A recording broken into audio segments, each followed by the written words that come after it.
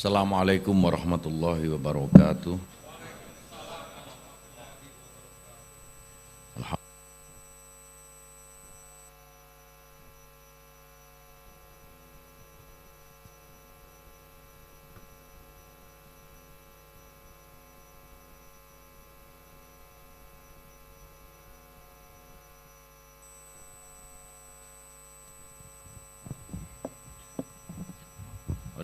Udah Mbak, nggak jadi Mbak.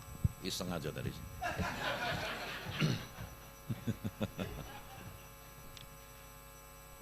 Yang saya hormati Pak Dirjen Pendidikan Islam, Profesor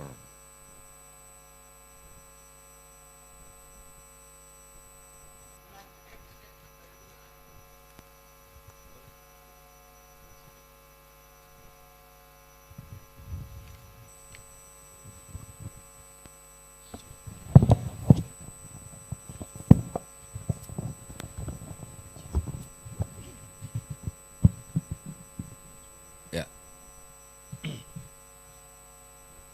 Profesor Dr. Abdul Rahmat, Dirjen Pendidikan Islam Kementerian Agama yang saya hormati, beserta seluruh jajaran. Di sini ada Pak Direktur Diktis, Profesor Inung. Saya nggak tahu nama lengkapnya, Profesor Inung, yang terus mengawal UIN Siber Syekh Nurjati ini sehingga menjadi seperti sekarang. Ya, saya hormati Pak Rektor, Profesor Dr. Angelani, beserta seluruh sivitas akademika, Pak MBA, Pak Senat Universitas. Yang saya hormati Bapak PJ Wali Kota Cirebon yang berkesempatan hadir pada hari ini, beserta asistennya Pak Sutikno. Mana Pak Sutikno? Pak Sutikno ini teman saya sekolah SMA dulu di Rembang. Saya terdampar di sini. Nasibnya lebih baik dari saya nih. Dia jadi asisten saya besok hari terakhir menjadi Menteri Agama, jadi dia masih diteruskan, saya tidak. Yang saya cintai, saya banggakan Pak Kakanwil Kementerian Agama Provinsi Jawa Barat, Pak Haja Mustajam, serta seluruh jajaran, staf khusus, staf ahli tenaga ahli Menteri Agama yang menyertai saya, para mitra UIN Siber Syekh Nurjati, para kiai, para alim, para ulama, hadirin sekalian yang tanpa mengurangi rasa hormat tidak kami sebutkan satu persatu. Tentu yang pertama kita harus menjadikan puji syukur kehadirat Allah Subhanahu wa taala. Alhamdulillah pada hari ini kita bisa bersama-sama meresmikan UIN Siber Syekh Nurjati ini dalam keadaan sehat walafiat. Tadi Pak Rektor sudah menyampaikan banyak hal terkait dengan UIN Siber ini. Saya hanya sedikit kilas balik itu. 4 tahun yang lalu ketika amanat diberikan oleh Presiden Jokowi kepada saya untuk memimpin Kementerian Agama, hal pertama yang saya lakukan adalah belanja masalah, Bapak Ibu sekalian. Saya undang eselon 1, eselon 2, satu-satu gitu. Saya tanya satu-satu. Ada masalah apa di kementerian ini? Sehingga saya harus datang menggantikan menteri sebelumnya.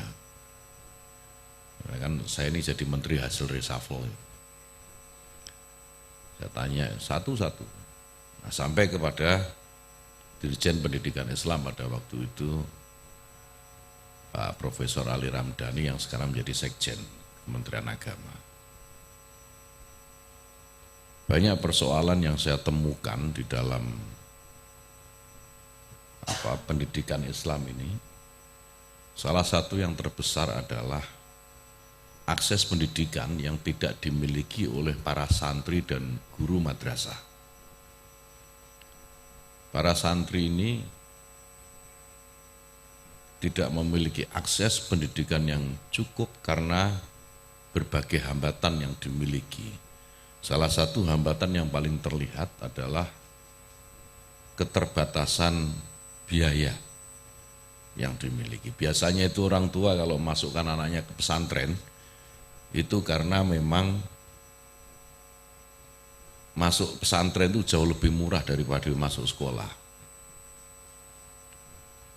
Jadi kalau masuk sekolah itu kalau masuk sekolah itu anak-anak masih terkena beban, ada biaya seragam, biaya buku dan seterusnya gitu ya.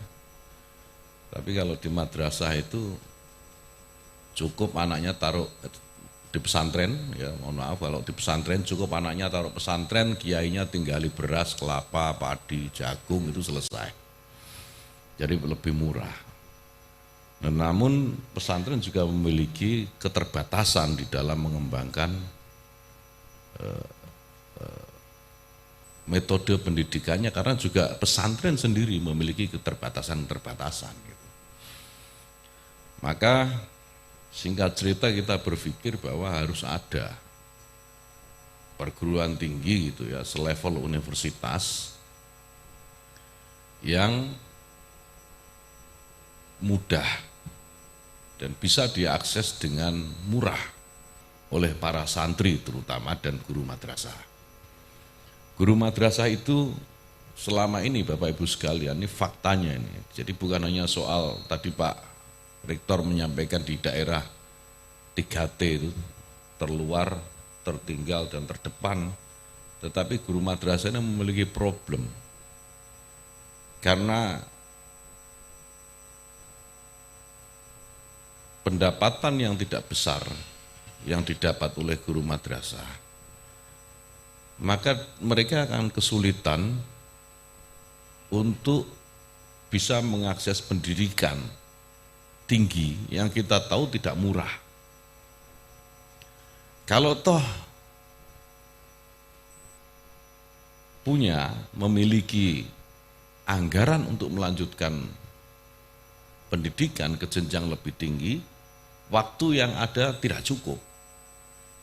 Tidak mungkin meninggalkan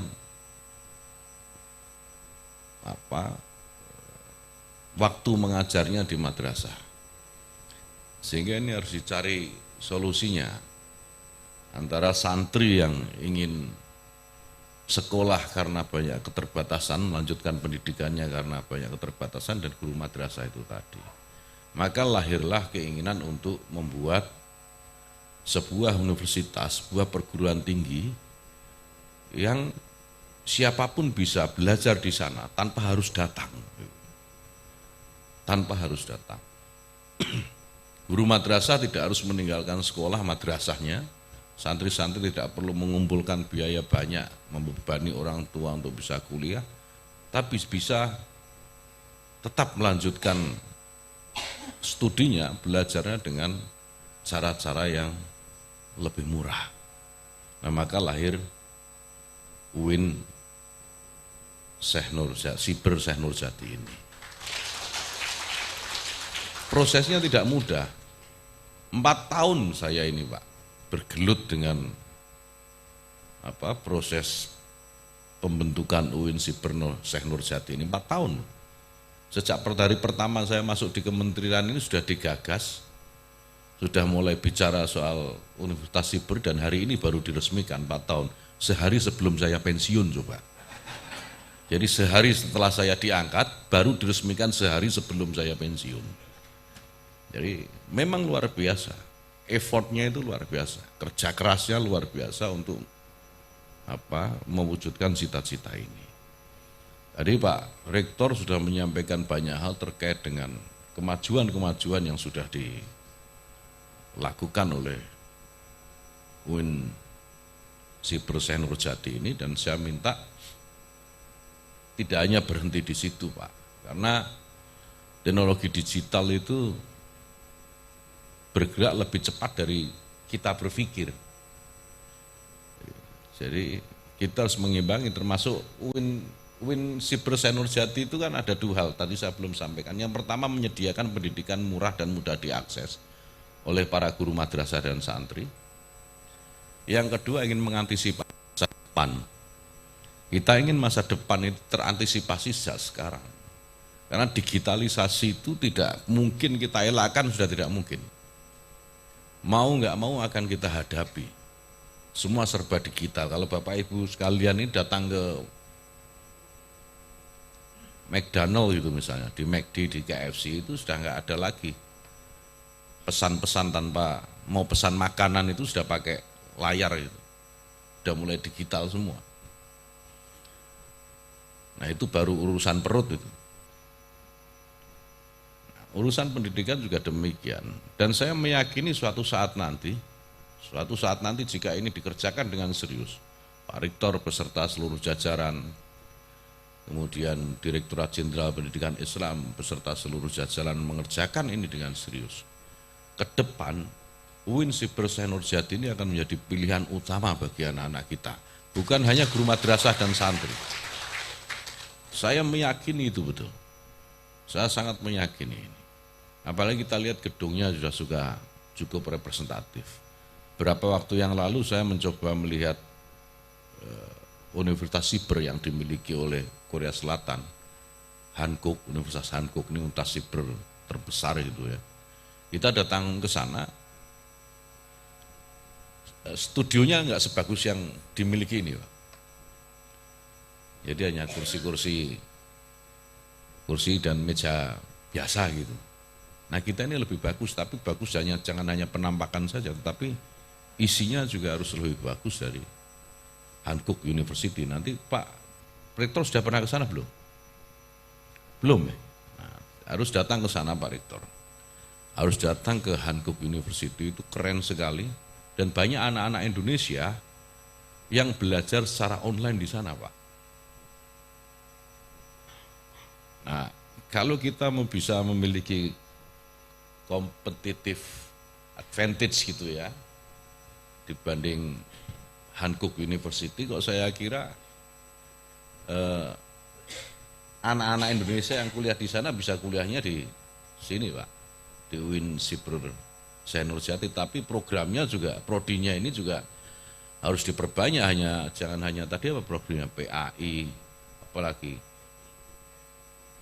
PGMI kan udah universitas ini. Kalau sudah universitas tidak prodi itu tidak harus selalu prodi keagamaan. Vokasi itu juga penting. Prodi vokasi itu coba digagas, dibuat bagaimana LMS-nya itu agar bisa menampung anak-anak kita yang ingin belajar vokasi gitu. Karena di Hankook itu salah satu yang laku itu ya vokasi itu Pak. Vokasi. Karena mereka ngerti masa depan itu ya, masa depan ini ya digital ini, siber ini Pak. Dan itu mereka nggak perlu susah-susah datang ke kampus, semua bisa. Kedokteran sekarang saya kemarin ketemu seorang teman, dia profesor di kedokteran di Universitas Indonesia. Kalau dulu itu bedah mayat itu Pak, anak-anak di laboratorium itu bedah mayat masih pakai mayat sungguhan. Sekarang mereka sudah melakukan pembedahan mayat dengan teknologi digital. Jadi bukan mayat sungguhan tetapi digital sudah, tetapi itu memberi kesan seolah-olah mayat betulan. Jadi lapis demi lapis manusia itu bisa kelihatan dengan teknologi digital. Nah oleh karena itu Pak Rektor dan seluruh jajaran, saya minta jangan berhenti hanya puas pada peresmian dan gedung yang bagus ini. Tadi yang dipamerkan kan gedung dan isinya gitu. Tapi kualitas itu juga harus dimunculkan Pak. Belajar terus menerus, jangan lelah, karena perkembangan teknologi itu tadi tidak mau menunggu, dia terus berkembang gitu. Kita harus mengimbanginya. Makanya kita pilih Pak Aan Jailani sebagai rektor itu karena kita yakin Pak Rektor ini mampu gitu. Jadi tolong buktikan itu Pak. Tolong buktikan keyakinan kami Bapak Rektor ini memang mampu mengembangkan Universitas Siber ini seperti yang kita harapkan di awal. Gitu Pak ya. Nah saya tidak bisa berpanjang lebar Bapak Ibu sekalian, pada hari ini saya hanya ingin berdoa dan berharap semoga cita-cita mulia ini, harapan baik ini bisa benar-benar kita wujudkan dan manfaatkan di masa-masa yang akan datang. berapa hari lagi Menteri Agamanya berganti, saya kira semangatnya tidak boleh ganti Pak, semangatnya harus lebih tumbuh. Kalau boleh ganti tapi gantinya ke depan, lebih tumbuh, berkembang gitu, jangan surut ke belakang gitu. Jadi itu saya kira ini legacy yang luar biasa dari teman-teman kita di Direktorat Jenderal Pendidikan Islam.